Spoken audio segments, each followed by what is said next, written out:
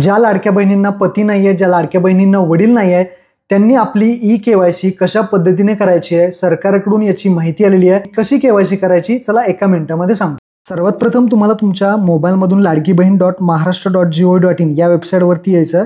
इथं आल्यानंतर जो बॉक्स दिसतोय मुख्यमंत्री माझी लाडकी बहीण योजनेची लाभार्थी ई-केवायसी प्रक्रिया पूर्ण करण्यासाठी इथे क्लिक करा. या बॉक्सवरती क्लिक करायचं. क्लिक केल्यानंतर तुम्हाला तुमचा आधार नंबर विचारला जाईल, लाभार्थी आधार क्रमांक. तर लाडक्या बहिणीचा जो काही आधार नंबर आहे तो तुम्हाला इथे टाकायचा आहे. कॅप्चा आहे तसं टाकायचं आहे. मी सहमत आहे वरती क्लिक करून OTP पाठवावरती क्लिक करायचं. आधार कार्डला जो नंबर लिंक असेल त्यावरती OTP येईल.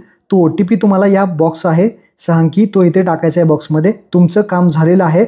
आता तुम्हाला वडील आणि पतीचा आधार नंबर इथे टाकायची गरज नाही. तुम्हाला अर्धवट केवायसी अर्धी केवायसी करायची आहे. वडील आणि पतीचा आधार नंबर टाकायची गरज नाही. एवढंच काम तुम्हाला ऑनलाईन करायचं आहे. तर फक्त तुम्हाला अर्धवट केवायसी करायची, फक्त तुमची केवायसी करायची आणि त्यानंतर तुम्हाला पती किंवा वडिलांची केवायसी करायची नाही. जे काही डॉक्युमेंट्स आहेत ते तुम्हाला जमा करायचे. नवीन GR आलेला आहे 18 नोव्हेंबरचा, तुम्ही स्क्रीनवरती पहा.